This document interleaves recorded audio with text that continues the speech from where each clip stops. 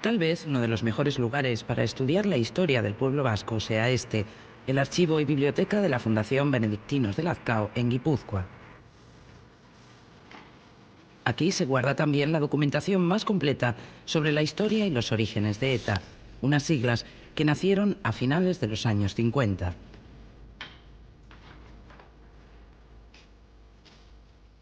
El monje Juan José Aguirre ha pasado mucho tiempo recopilando documentación de todo tipo, un trabajo que en ocasiones tenía sus riesgos.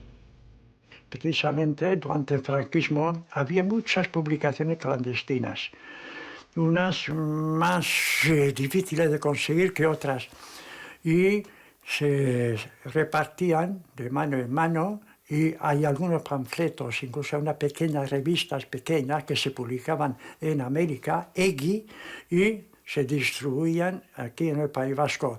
Y muchos ponían como membrete, después de leerlo, pásalo a otro. Era un delito. Entonces, tener en la mano una de esas revistas, un poco en aquel momento prohibidas, que estaban relacionados con algo social del País Vasco, porque en aquel momento había que decir, teníamos un enemigo común que era el franquismo, la dictadura, y nos arreglábamos estupendamente entre todos. Entre los documentos más antiguos relacionados con ETA, unos cuadernos de formación. Escritos a máquina por universitarios vascos, su objetivo era formar y concienciar a la juventud de Euskadi sobre la pérdida de sus raíces. Cuando ya pasan de una situación, digamos, de formación a una situación de pretender comenzar a realizar actividades, toman contacto directo, personal, con los dirigentes del Partido Nacionalista Vasco en el exilio, con los dirigentes del gobierno vasco, y se ponen a disposición de ellos, porque la verdad es que se ponen a disposición de ellos, ¿no? Pero ahí es donde llega la desilusión. Observan que están muy apáticos, están muy desilusionados y que prácticamente no llevan ninguna actividad de resistencia al franquismo, y entonces es cuando comienzan a plantearse la necesidad de que ellos tienen que comenzar a actuar en este sentido. Y surge así el año 52, en 1952, surge el grupo Ekin, que es el origen de la futura ETA, ¿no? Ekin, su propia palabra lo dice, ¿no? Significa en euskera hacer. O sea, lo que querían era hacer, lo que querían era actuar. Ekin es hacer o actuar. Entonces lo que querían era comenzar a moverse en orden a la recuperación de la patria vasca, etcétera, etcétera. El 31 de julio de 1959, y coincidiendo con la festividad de San Ignacio de Loyola, los jóvenes universitarios de Ekin rompen definitivamente con el PNV. Es la misma fecha en que Sabino Arana fundó el Partido Nacionalista Vasco 64 años antes. Crean una nueva organización, Euskadi eta Askatasuna, Euskadi y Libertad, que pronto empezará a conocerse como ETA. Aproximadamente anduvimos 8 o 9 años, si me recuerdo no me fallan, con una labor clandestina, pero meramente cultural. Meramente cultural, es decir, intentando formarnos a nosotros mismos y con una intención muy clara. Una vez formados, queríamos empezar a hacer círculos siempre clandestinos, porque la represión era durísima, y cualquier cuestión que oliese a vasco, aunque fuera la cosa más anodina, cultural, era perseguida muy duramente en ese momento, en esa época. Y bien, a medida que íbamos para adelante, la represión continuaba, y nos dimos cuenta que la única respuesta que tenía el poder imperante español en nuestro pueblo en ese momento era represión, represión cada vez más dura. Julen Madariaga es uno de los fundadores de ETA en 1959, con sus amigos José Mari Benito del Valle, José Manuel Aguirre y José Luis Álvarez en Paranza, Chillardegui. Al principio, su única preocupación es recuperar la historia vasca. Les alarma la probable desaparición del euskera prohibido por el franquismo y la pérdida de sus tradiciones populares que creen amenazadas por la llegada de inmigrantes de otras provincias en busca de trabajo. Hay que recordar que en la época franquista, Franco prohíbe incluso que en las tumbas de los cementerios se pongan recordatorios en euskera, ¿no? Llega hasta ese extremo, ¿no? Por supuesto, se prohíbe el euskera a todos los ámbitos, en todos los ámbitos, en el ámbito de las misas, de la parroquia, de la iglesia, en todos los ámbitos, ¿no? A esto hay que añadir el hecho de que a partir de los años 50, como consecuencia del desarrollo económico del País Vasco, hay un gran contingente de inmigrantes que viene a las industrias del País Vasco, y obviamente esto pues hace que el euskera todavía esté más en retirada. Cuando se inicia la década de los 60, el desarrollo económico conseguido a partir del plan de estabilización se convierte en la pieza clave de la legitimidad del régimen. Nada empañaba su imagen de autocomplacencia. En esos primeros años, la lucha de ETA contra el franquismo se traduce en algunas pequeñas acciones de propaganda, pero sobre todo, ETA se centra en captar y formar a sus militantes. En julio del 61 planean un golpe de efecto contra el franquismo. Preparan meticulosamente, para que no haya víctimas, el descarrilamiento de un tren lleno de excombatientes que el 18 de julio viaja a San Sebastián a conmemorar el alzamiento. El tren no llega a descarrilar, pero la acción se traduce en una fuerte represión y numerosas detenciones.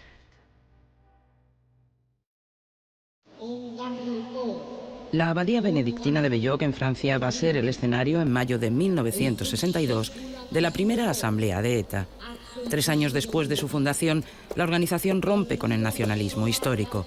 Conceptos como el de raza desaparecen de su ideario. Se declaran aconfesionales y justifican la violencia como método de resistencia. ETA se define entonces como Movimiento Revolucionario Vasco de Liberación Nacional. Después de la asamblea se hace público un documento, Principios de ETA, que recoge su estado ideológico y constituye también su carta de presentación. ETA, con casi 4 años de vida, era todavía bastante desconocida fuera de los ambientes más politizados. Los 14 delegados que acuden a Belloc deciden también que Zutik será a partir de entonces su publicación oficial de carácter externo. Cuando empezamos a difundir propaganda en los medios vascos, no le quiero contar a usted la manera tan feroz con que actuó la policía político-social española de ese momento.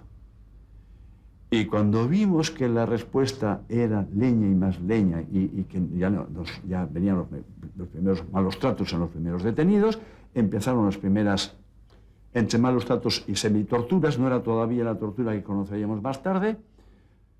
Dijo, es cuando, si eso esté así, es interesante ver esto paulatinamente en un montón de años. Es cuando llegamos a la convicción profunda, pese a nuestras propias convicciones, de decir, aquí no hay más remedio que empezar a utilizar los mismos métodos que el enemigo está utilizando con nosotros. Nos dispara, nosotros dispararemos. Nos mata, nosotros mataremos. Esta es la historia, en breve, de ETA, fíjese usted, en 2 palabras.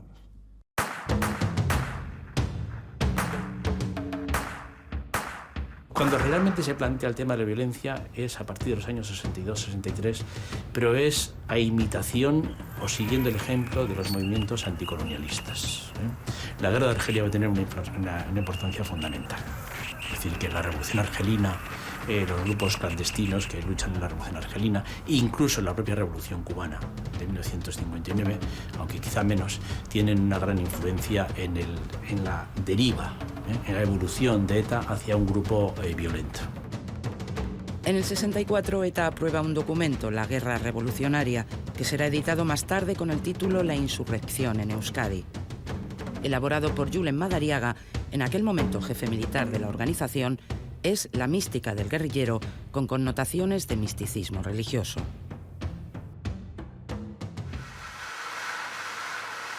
Los años 60 en España son también escenario de numerosos conflictos laborales que desembocan en luchas obreras, jornadas de huelga y la consiguiente represión, especialmente en Asturias y el País Vasco.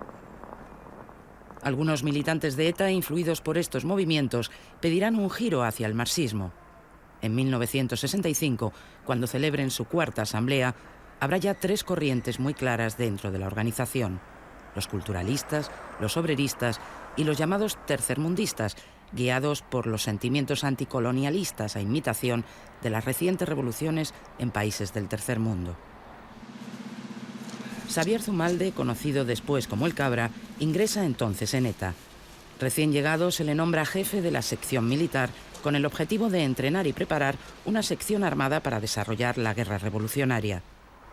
Zumalde dejó de colaborar con ETA en 1975 tras la muerte de Franco.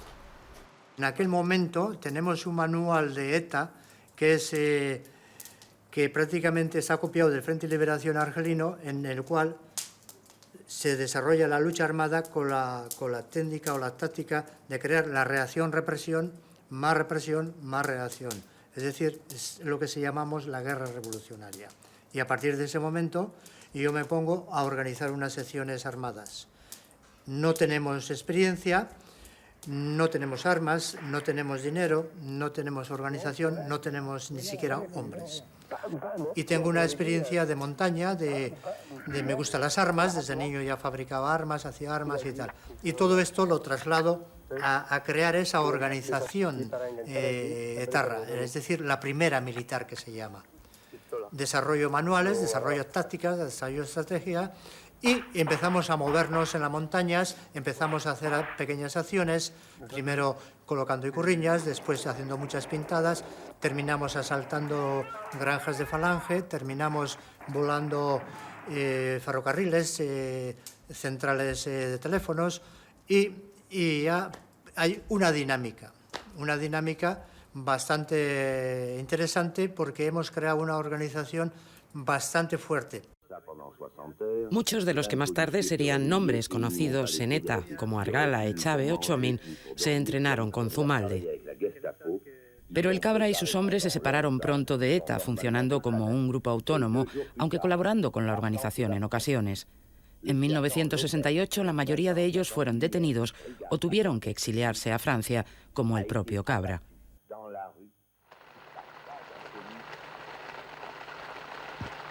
En 1966 ETA abandona sus planteamientos culturales y obreristas.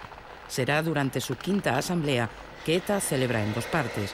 La primera aquí, en la parroquia de Gaztelu, en diciembre del 66. En ella se expulsa a los 4 miembros de la oficina política, a los que se les acusa de españolistas. En la segunda parte, en la Casa de Ejercicios Espirituales de los Jesuitas de Guetaria, queda clara la supremacía de la tendencia tercermundista.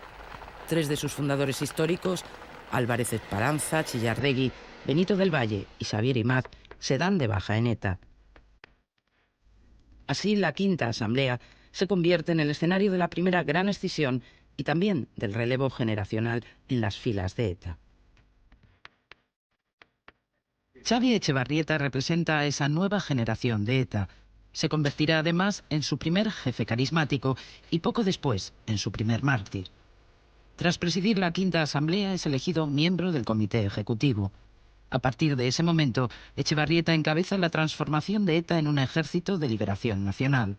Su vocación es ya utilizar la lucha armada abiertamente para conseguir sus objetivos.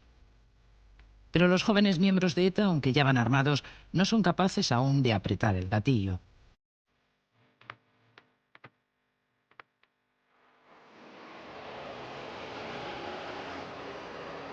El 7 de junio del 68 supone para ETA un punto sin retorno.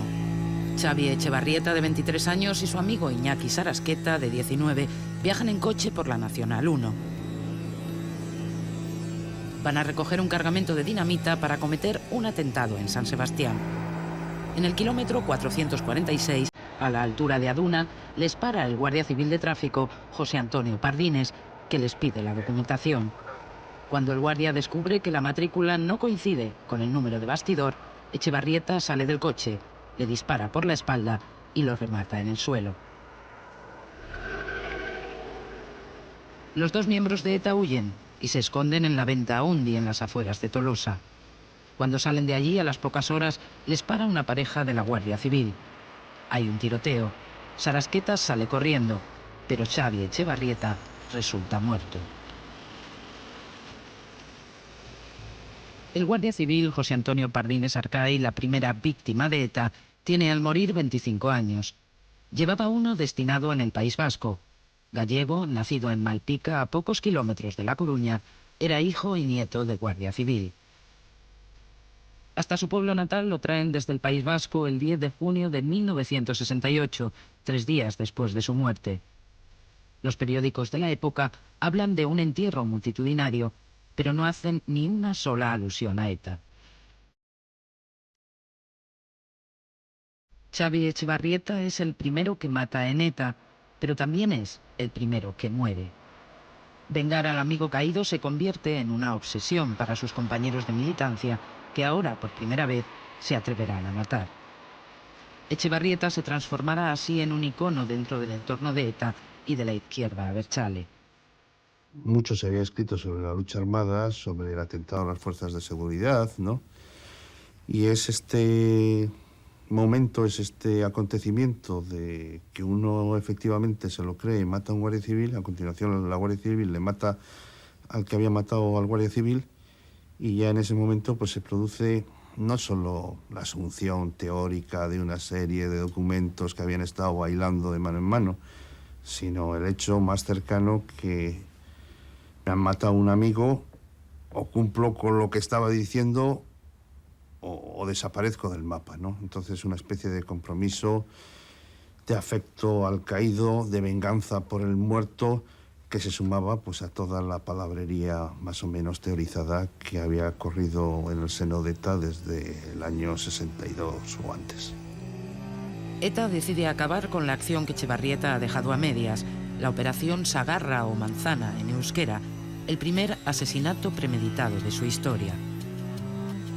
El 2 de agosto de 1968, Melitón Manzanas, comisario jefe de la Brigada Político-Social y símbolo de la represión franquista, cae asesinado de 7 tiros a la puerta de su casa, Villa Arana, en Irún.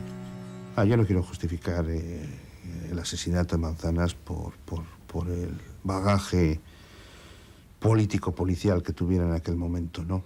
Es cierto que era un policía muy conocido por la gente de izquierdas, por sindicalistas, por los huelguistas de Mieres, por los huelguistas de Bilbao, por todo el mundo que se enfrentara de alguna manera al régimen autoritario aquel, ¿no?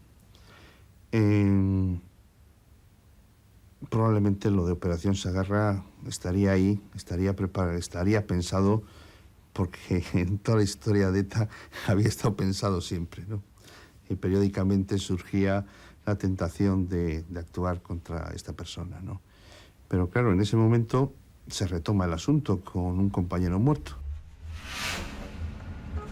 El asesinato del comisario desata una feroz represión. El 5 de agosto, Franco declara el estado de excepción en Guipúzcoa. Enseguida, hay cientos de detenidos a los que se les aplica el durísimo decreto ley sobre rebelión, bandidaje y terrorismo. La represión policial desencadena una espiral de violencia. La protesta acaba extendiéndose por el resto de España, uniéndose a los conflictos universitarios y a las movilizaciones obreras. El 24 de enero del 69 se decreta el estado de excepción en todo el país. Nosotros recibimos la aparición de ETA con un punto de vista crítico para el método terrorista, pero considerando legítima cualquier forma de lucha contra el régimen franquista y por consiguiente no condenando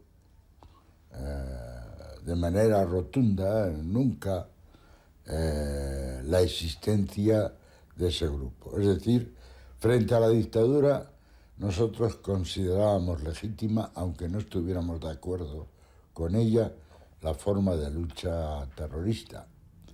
Esa forma se había empleado frente a muchos poderes autocráticos en la historia y no era absurdo que en la situación de España surgiera también.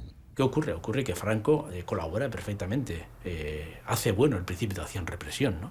Es decir, que si el sistema franquista hubiese sido más inteligente, valga la expresión, posiblemente este principio de acción-represión no hubiese tenido éxito. Pero es que la represión del franquismo frente a las acciones de ETA fueron brutales. Y no me refiero a la represión frente a los asesinatos, sino me estoy refiriendo a la represión frente a cosas bastante inocentes, ¿no? Colocar una icurriña en la torre de una iglesia.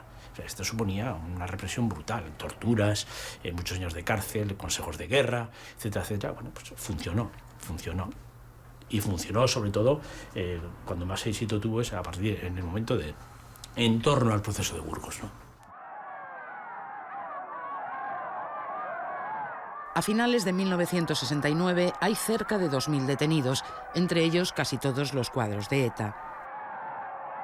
Algunos ocuparán en diciembre de 1970 el banquillo de los acusados. El jueves 3 de diciembre comienza en la Capitanía General de Burgos el Consejo de Guerra sumarísimo contra 16 detenidos, acusados, entre otros delitos, de pertenecer a ETA. Entre ellos hay 2 sacerdotes. El fiscal pide un total de 752 años de cárcel y penas de muerte para 6 de ellos: Francisco Javier Izco de la Iglesia, Mario Onaindía, José María Dorronsoro, Joaquín Gorostidi, Francisco Javier Lareán y Eduardo Uriarte. Se les responsabiliza de varios delitos de sangre, entre ellos del asesinato del comisario de policía Melitón Manzanas 2 años antes. En un principio, al haber 2 sacerdotes entre los procesados, el juicio debía celebrarse a puerta cerrada. Lo que les interesaba era utilizar el concordato con la Iglesia para que el juicio pudiera ser de esa manera. Y entonces la razón de que hubiera 2 sacerdotes procesados era esa. Hubo presiones a todos los niveles, Ahí el Partido Nacionalista Vasco jugó su papel, las madres de los procesados también, y finalmente fue el mismo Vaticano el que presionó para que esa cláusula del concordato, que supuestamente lo que hacía era defender la imagen de los sacerdotes, porque se consideraba que claro, un sacerdote procesado había cometido alguna cosa infamante, pues que esa cláusula no se llevara a cabo, lo que finalmente convirtió al juicio de Burgos en una máquina demoledora de la imagen pública del franquismo en todo el mundo. Los ecos de la solidaridad, naturalmente, que nos llegaron, porque fue un proceso que el régimen lo planteó como una batalla política en contra de las reivindicaciones nacionalistas, en primer lugar, pero yo creo que en general contra todo el antifranquismo y en contra de todos los demócratas españoles. Y esto es también la oposición antifranquista lo entendió, y Comisiones Obreras, por ejemplo, hizo unas enormes movilizaciones organizadas desde septiembre, octubre de aquel año. Hubo incluso algún muerto en Madrid preparando una jornada por la amnistía y en contra del juicio de Burgos. Y entonces la conciencia democrática en nosotros creo que estaba muy viva, y que aquello lo planteamos como una lucha del pueblo vasco, pero enmarcada dentro de una lucha por las libertades democráticas de todos los ciudadanos del Estado español. El proceso de Burgos, como casi todos los procesos que se desarrollaron de contenido político durante el franquismo, fue una farsa. El principio de presunción de inocencia no existió en ningún momento, como no existía normalmente en aquel tiempo respecto a este tipo de procedimientos. Y en cuanto a la adecuación de los hechos a la realidad, ese juicio fue un auténtico desastre. El 9 de diciembre, Mario Onaindía es el último acusado en ser interrogado. Acaba su declaración con un Viva Euskadi Libre que pone en pie al resto de los procesados. Porque quiero aprovechar esta ocasión para agradecer la lucha del pueblo vasco y la presión que sufre con Euskadi hasta.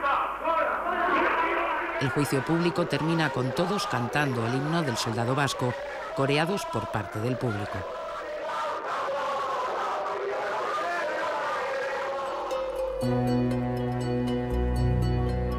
El 1 de diciembre de 1970, 2 días antes de que comenzara el proceso de Burgos, ETA había secuestrado al cónsul honorario de la República Federal de Alemania en San Sebastián, Eugenio Beid. En un principio pretenden canjear al secuestrado por los procesados en Burgos, pero el secuestro se convertirá también en un golpe de efecto y una llamada a la comunidad internacional para que ponga su atención en el Consejo de Guerra. El día de Navidad, ETA libera en Alemania al cónsul. 3 días después, el lunes 28 de diciembre, los abogados defensores reciben la sentencia firme: pena de muerte para 6 acusados. En Nochevieja, las penas serán conmutadas por cadena perpetua. En toda España que habéis rendido en los últimos días no solamente a mi persona, sino al ejército español y a nuestras instituciones, han reforzado nuestra autoridad, en tal modo que nos facilita, de acuerdo con el Consejo del Reino, el hacer uso de la prerrogativa de la gracia de indulto de la última pena, pese a la gravedad de los delitos que el Consejo de Guerra de Burgos, con alto patriotismo, juzgó. Nosotros los abogados estábamos reunidos en una habitación esperando noticias. Y curiosamente se nos abría siempre el Código de Justicia Militar por la página donde se regula cómo se procedería a la ejecución en el caso de que se confirmara la sentencia. No sé por qué se abría el libro siempre por las páginas y por los artículos que regulaban minuciosamente cómo el ceremonial terrible y trágico de una ejecución de pena de muerte. Pero por fin llegó la noticia, saltó, no recuerdo cómo, una llamada de teléfono. Yo me vi de repente hablando por teléfono por una radio suiza de habla italiana, explicando lo que pasaba. Inmediatamente cogimos unos coches y fuimos a comunicar a los procesados el indulto. Pues nos llamaron al locutorio de jueces, que era un sitio lo más parecido a un gallinero con unas rejas y unas redes bastante cochambrosas, y no funcionaba la luz. Y entonces, en cuanto entramos, nuestros abogados, se les ocurrió ponerse a cantar el Euskogudari más bien tarareando, y entonces a mí desde luego se me puso la carne de gallina al borde del infarto y pensando que venían a comunicarnos que nos iban a matar. Y cuando nos dijeron que nos habían indultado, pues la verdad es que no nos lo creíamos y fue uno de los momentos más inolvidables de nuestra vida. El proceso de Burgos fue una muestra de que el régimen no podía hacer todo lo que quería. Y el hecho de que tuvieran que ceder, es decir, que tuvieran que renunciar a ejecutar a los condenados, fue considerado por nosotros, como creo que por todo el mundo, una victoria antifranquista. Aunque cuando acaba el proceso de Burgos, ETA se encuentra en su peor momento, con la mayoría de sus militantes en prisión, no tarda en reconstruirse. El juicio la ha convertido en referente para gran cantidad de jóvenes que se acercarán entonces a la banda para enrolarse en sus filas. Quien tomará las riendas entonces será Eustaquio Mendizábal, Chiquía, exseminarista del monasterio benedictino de Lazcao. Desde enero del 71 reorganiza ETA casi de la nada. A partir del verano de ese año, la actividad se acelera. En 1972, además de numerosos atentados y algunos atracos, ETA llevará a cabo su primer secuestro económico, el del industrial Lorenzo Zavala. En enero de 1973, un segundo secuestro, el de Felipe Huarte. Piden rescates y añaden algunas reivindicaciones laborales. Eustaquio Mendizábal, Chiquía, lidera estos años de gran actividad de la banda y participa en casi todos los atentados. El 19 de abril de 1973, la policía le tiende una emboscada. Chiquía viaja en tren desde Bilbao, le siguen y después de una agitada persecución es abatido a tiros cerca de la estación de Algorta.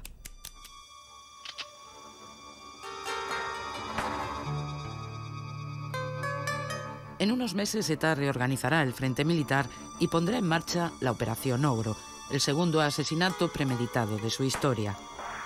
El comando que llevará a cabo esta operación tiene el nombre del jefe militar de ETA que la policía acaba de matar, Chiquía. José Miguel Beñarán Argala, Iñaki Mújica Ezquerra e Iñaki Pérez Wilson forman parte de ese comando, unos nombres que dentro de poco se convertirán en parte de la cúpula de ETA. El almirante Carrero Blanco es en 1973 algo más que el presidente del gobierno de Franco. Es su heredero y delfín político. A la muerte del dictador, Carrero Blanco supone la garantía de la supervivencia del régimen. Al principio se planea un secuestro, pero ante la dificultad de llevarlo a cabo, se decide asesinarlo.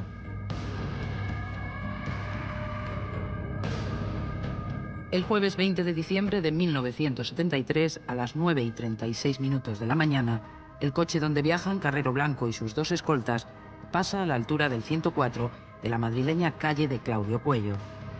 La explosión de una bomba lanza el vehículo a 35 metros de altura, por encima de los edificios, hasta caer en el patio de la casa de los jesuitas.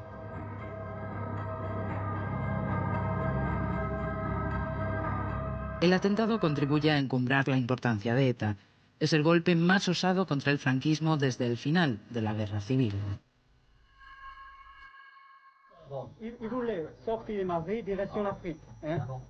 El 14 de enero del 74, casi un mes después de la muerte de Carrero Blanco, ETA convoca en Burdeos a la prensa internacional. Una rueda de prensa secreta donde reivindican el atentado y explican algunos detalles sobre su preparación. If the Franco regime become more militarily and more repressed, then we'll have to continue the struggle, and then we'll act with all our strength and with all our people in putting into the struggle. Nowadays, because of the conditions of Spanish government, the conditions of the Basque country, often we don't use all our firepower. If you want, but if the Spanish government becomes more repressive, we will use all our means. Después del atentado contra Carrero Blanco, es el gobierno quien va a poner más medios en la lucha contra ETA. La represión no es suficiente para acabar con una organización que ya empieza a preocupar ante el aumento de su actividad y peligrosidad.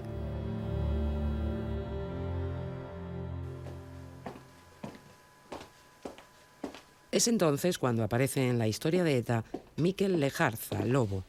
No es el primer infiltrado en la organización, pero sí el que llega más arriba y más lejos y consigue asestar golpes más duros.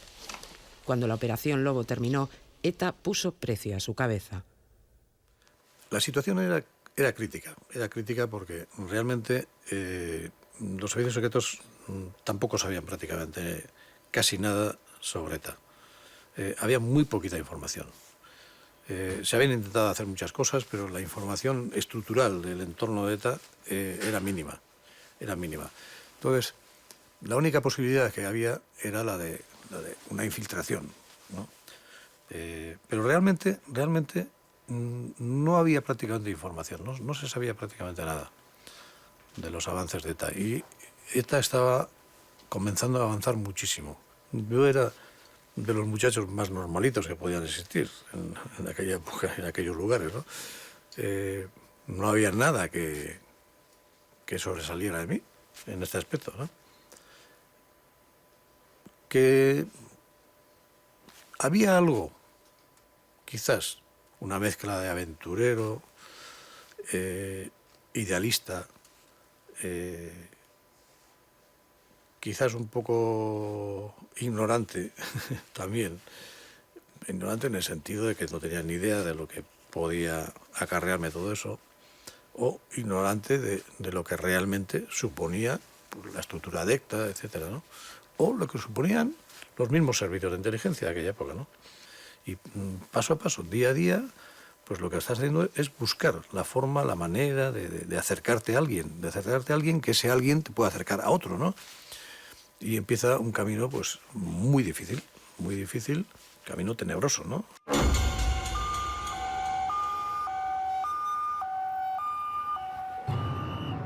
El viernes 13 de septiembre de 1974, a las 14:35, el centro de Madrid se conmociona con un atentado salvaje e indiscriminado.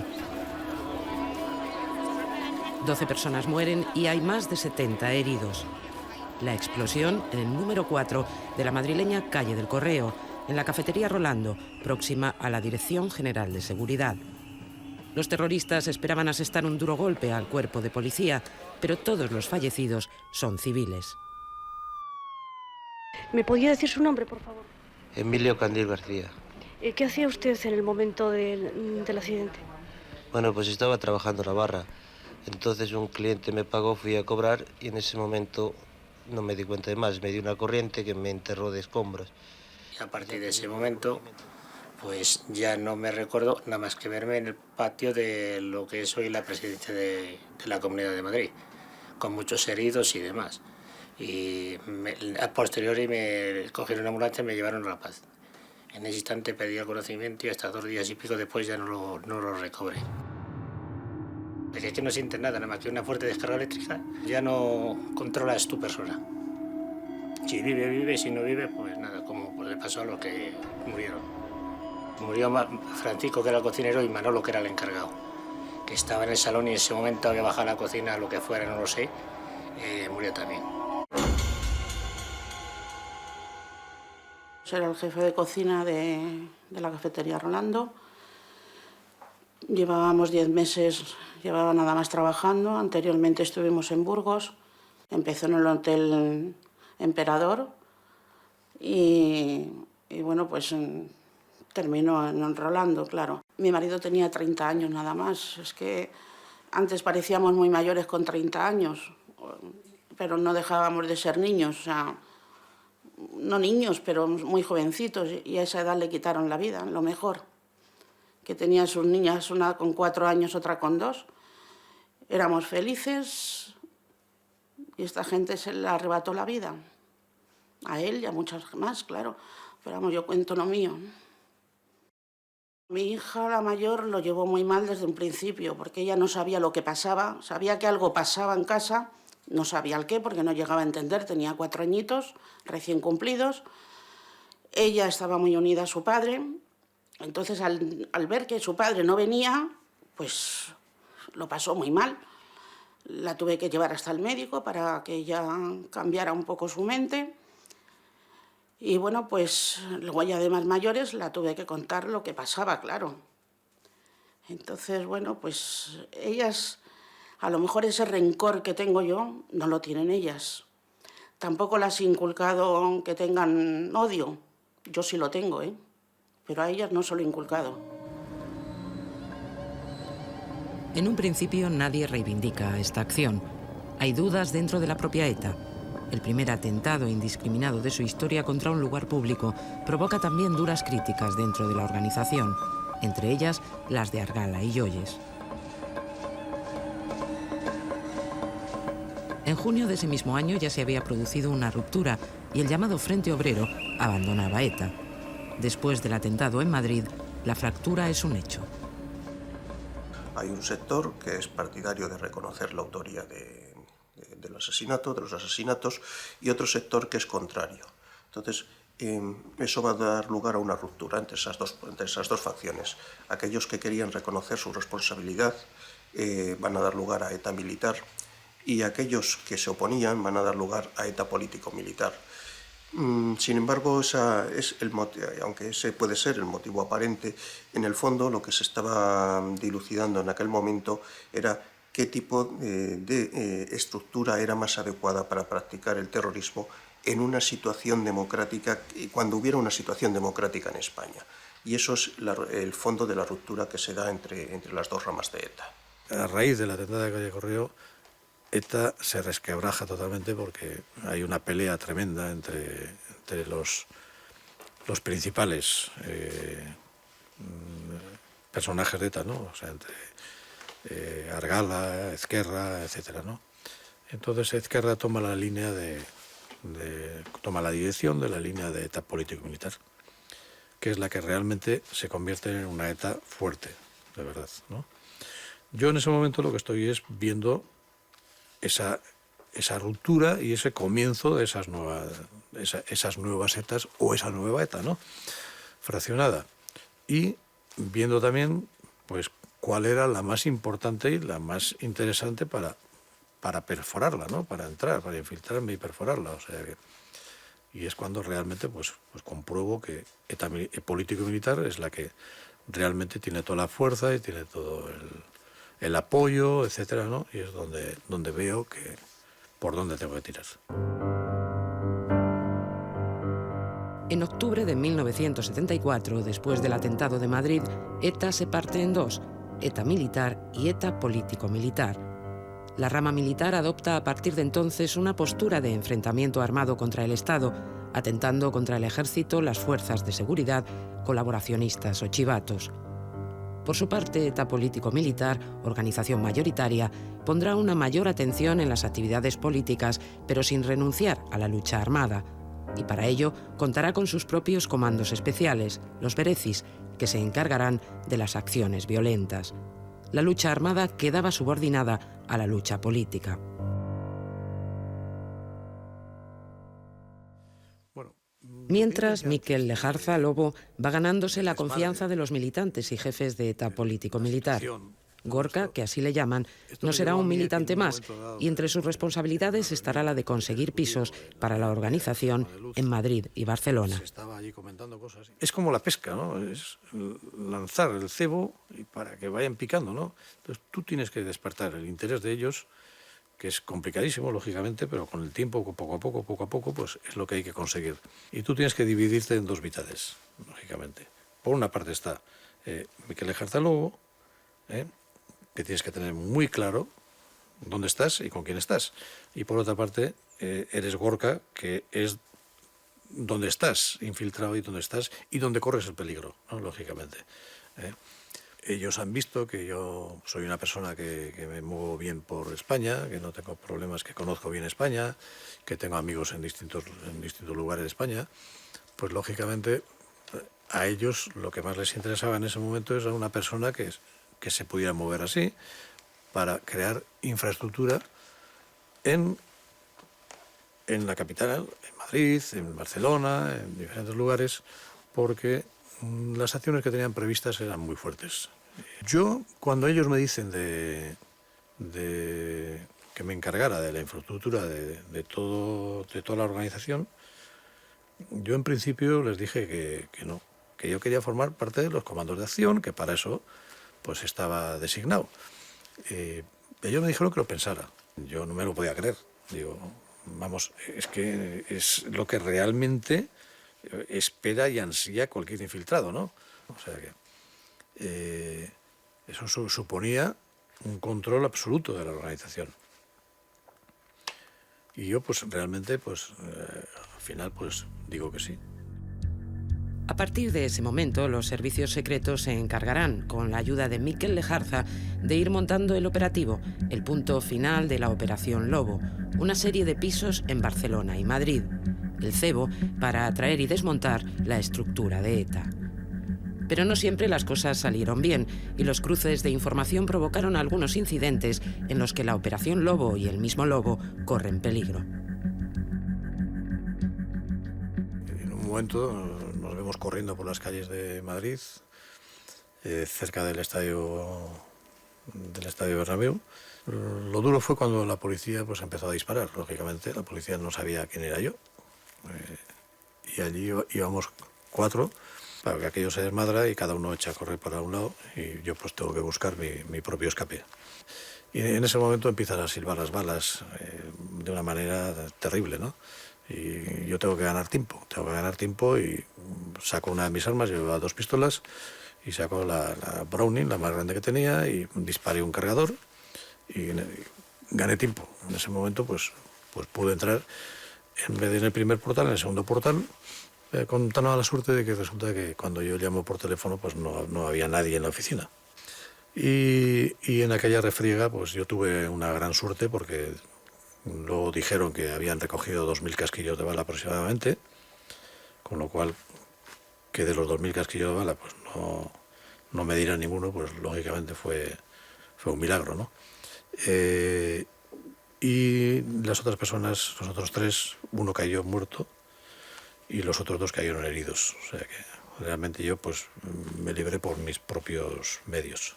El 29 de marzo del mismo año es asesinado en San Sebastián el subinspector de la policía, don José Díaz Linares. El 22 de abril muere en Guecho el inspector de policía don José Ramón Morán González. El 6 de mayo cae ametrallado en Guernica... Durante 1975, ETA había endurecido su estrategia. El 25 de abril se decretó el estado de excepción en Guipúzcoa y Vizcaya. Unos días antes, la organización había asesinado en Guecho a un inspector de policía y en los meses siguientes seguirá matando. Además, un nuevo grupo violento, el FRAP, se incorpora a la lucha armada contra la dictadura. El 22 de agosto, el gobierno aprobará una durísima ley antiterrorista con agravamiento de las sanciones y efectos retroactivos. El viernes de la pasada semana, el gobierno en pleno se reunía en La Coruña bajo la presidencia del jefe del Estado. Un consejo de carácter decisorio, al término del cual el ministro de Información y Turismo comunicaba a los periodistas. Sin duda, el acuerdo más importante que ha adoptado el Consejo de Ministros en el día de hoy ha sido la aprobación de un decreto ley sobre prevención y enjuiciamiento de los delitos de terrorismo y subversión contra la paz social y la seguridad personal. De todos es conocido que, desgraciadamente, el terrorismo, como estrategia para la subvención del orden social y como instrumento de acción política de determinados grupos extremistas, es la mayor plaga que está padeciendo el mundo entero y, de un modo singular en los últimos años, la Europa occidental. Mientras, la Operación Lobo comenzaba a dar sus frutos. Aquel verano de 1975 se producen numerosas detenciones en Barcelona, Madrid, País Vasco y Galicia en una operación sin precedentes. No solo caen un gran número de miembros y dirigentes de ETA, sino de otras organizaciones como el FRAP. Después de las primeras detenciones, algunos comienzan a sospechar de Miquel Lejarza. Cuando quedamos por la mañana, veo a Ezquerra, a Juan Cruz Unzurruzaga y a Moncho con unas caras muy traspuestas, ¿no? O sea que, y me dicen, Gorka, conduce hacia las afueras. Y yo presentía algo muy extraño, la verdad que lo presentía, ¿no? Y no quise conducir. Estaban buscando un lugar solitario. Yo, lógicamente, ya me estremecí un poco, ¿no? Digo, esto me parece a mí que va por mal camino. Yo dije, aquí vamos a salir a tiro limpio. Y Izquierda me dice que habían oído ya, estando en Francia, antes de venir a España, que ya habían oído que había un agente de los servicios secretos españoles infiltrado en ETA que se llamaba Lobo, que le llamaban el Lobo, y que se lo había comunicado el MLC, que lo habían dicho por la BBC. Claro. Y me dicen, no, es que apuntan a que tú eres el Lobo. En ese momento, yo no sé si por los nervios o por qué, me salió una risa tremenda, ¿no? O sea, yo empecé a reírme y digo, bueno, ¿vamos de coña o estamos en serio o de qué, no? Y me dicen, no, esto es muy serio, ¿no? Y lógicamente, pues, yo tuve una actitud que me salió del alma, que no sé cómo, pero me salió del alma, ¿no? Cogí las dos pistolas y se las entregué a Ezquerra y le dije, mira, toma las pistolas y si tenéis cojones, ahora cuando me vaya me disparáis por la espalda, porque vosotros sois peor, yo manifesté como Gorka, ¿no? Sois peor que la chacurrada, que era lo que llamaban la chacurrada, llamaban a la policía, ¿no? De una forma despótica. Y caminaba para marcharme. Me empezaron a llamar y, por favor, Gorka, no te preocupes, que no, mira, oye, que estas cosas pasan, que la Ezquerra me empezó a decir que a él le había pasado también una cosa similar, que le habían achacado que era agente de la CIA, etcétera, por otras historias, ¿no? Y me convencieron para que me quedara. Lógicamente, pues yo dije que sí. Incluso al día siguiente pude ir a Barcelona y colocar a los de Barcelona en sus lugares. Unos días después, entre el 18 y el 19 de septiembre, Ezquerra y otros dirigentes caen en varios pisos en Madrid y Barcelona. Entre las dos fases de la operación se detiene a más de 150 miembros de ETA.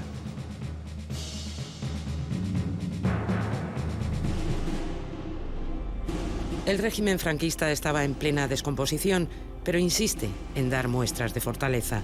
Entre agosto y septiembre de 1975, 4 consejos de guerra sumarísimos dictan un total de 11 penas de muerte, entre ellas las de 3 militantes de ETA, Ángel Otaegui, Antonio Garmendia y John Paredes Manot, Chiqui. Allí todo de militares, no nos dejaron hacer nada. Ya cuando se iba a marchar le digo, tampoco un beso me pueden dar de bico. Y fui así, le abrí la camisa y llevaba la camisa como ese pantalón negro. Y le digo, uy, ¿cómo llevas el cuerpo, Maitía? ¿Qué te han hecho? Dice, ¿qué me han hecho, mamá? No te lo imaginas. Entraba uno a hacerme lo que me tenía que hacer y ¿sabes lo que me decía? Vasco, extremeño, qué duro eres. Que no hablas nada. Dice, ¿qué ibas a hablar, mamá? Tú estate tranquila, mamá, que todo lo que dices de mí no es verdad, mamá. Pero no importa, yo ya sé lo que... Ya sabes lo que te van a hacer, yo. Sí, es todo lo que hablé con él. Sí, ama, yo lo supe en el momento que me cogieron. Y me dices tan sereno, estaba sereno, Yo estaba mucho peor que él, y mi hermana igual. Y me dices tan sereno que qué te iban a hacer. Sí, ama, cuando me cogieron yo ya sabía lo que me iban a hacer. Pero tú no te apures. Vas a perder un hijo, pero vas a ganar muchos hijos en Euskadi. Pues se lo llevaron ya con fogoneta, ya no hablé más con él. Aquello fue una comedia. Aquello no fue un juicio. Porque un juicio tienen que dejar las dos partes hablar, ¿no? Los abogados de mi hijo no hablaron nada, nada más que los abogados de los militares. El 26 de septiembre, el Consejo de Ministros indulta a 6 de los condenados, uno de ellos el militante de ETA Antonio Garmendia, que ha quedado inválido a consecuencia de su detención. Se confirman las otras penas de muerte impuestas a 3 militantes del FRAP y a 2 de ETA. 24 horas después, el 27 de septiembre, se cumplen las sentencias.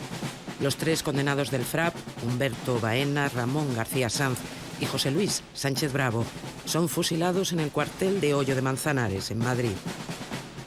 A John Paredes Manot, Chiqui, lo fusilan en Barcelona voluntarios de la Guardia Civil. A Ángel Otaegui lo ejecuta en Burgos un pelotón de voluntarios de la Policía Armada.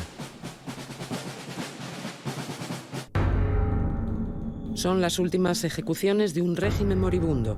Hay quien cuenta que incluso la víspera de los asesinatos, Franco ordenó que no se le despertara para no tener que oír la petición de clemencia del Papa Pablo VI. Nadie logra parar la terrible historia, ni los telegramas del entonces presidente de la Comunidad Europea, ni del secretario general de la ONU.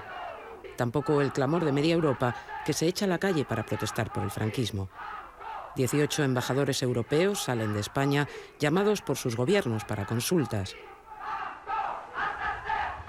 Las embajadas españolas en varias ciudades sufren ataques de los manifestantes y la de Lisboa es incendiada. El sábado 27 de septiembre, el mismo día de las ejecuciones, comienza en el País Vasco una huelga general de 3 días. Y aunque estaba vigente el estado de excepción en Vizcaya y Guipúzcoa, unos 200.000 trabajadores la secundan. A esto se unirán manifestaciones en todas las ciudades importantes y funerales en recuerdo a esas últimas víctimas. Yo creo que fue un terrible error, ¿no?, el tema de los fusilamientos, porque creó un germen terrible, ¿no? Y eso pues conllevó a que todas estas revueltas sociales y toda esa amalgama de gente de alguna manera afín a ETA, al sentido de ETA y todo esto, pues de alguna manera se echara a la calle y se echara pues a favor de la organización, ¿no? En cierto modo no se supo aprovechar la situación, y muy lejos de poder haber acabado con el problema de ETA, lo que creamos pues un monstruo diferente. El 1 de octubre, Franco se asoma al balcón de la Plaza de Oriente. Será su última intervención pública, unos pocos minutos casi inaudibles en los que el dictador vuelve a hablar de los viejos fantasmas. Todo lo que en España, en Europa se ha armado, obedece a una conspiración masónica y izquierdista en la clase política, en contubernio con la subversión comunista terrorista en lo social, que si a nosotros nos honra, a ellos les envilece.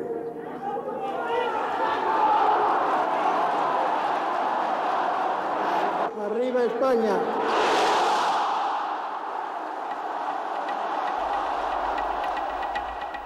Tan solo 4 días después, ETA contestará.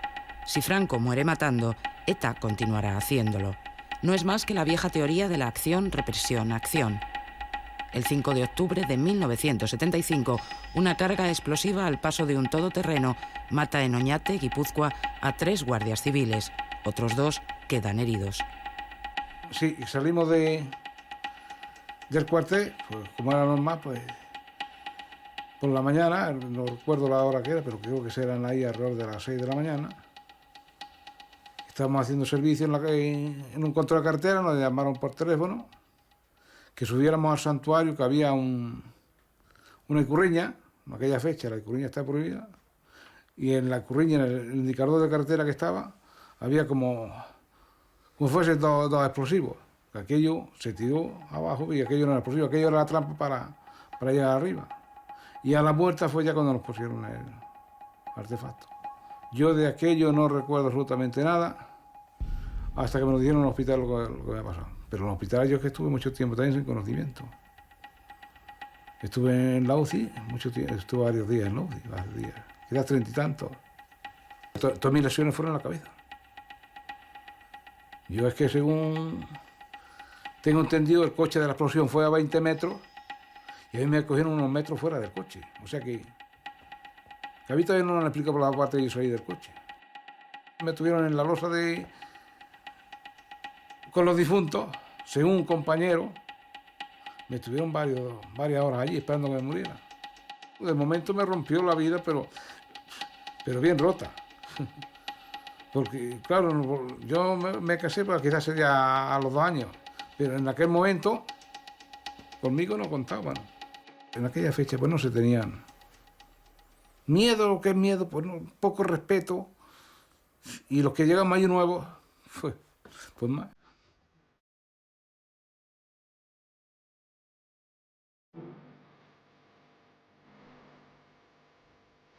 Franco morirá muy pronto, pero ETA no. Cuando el dictador desaparezca, la organización vasca ha matado ya a 44 personas.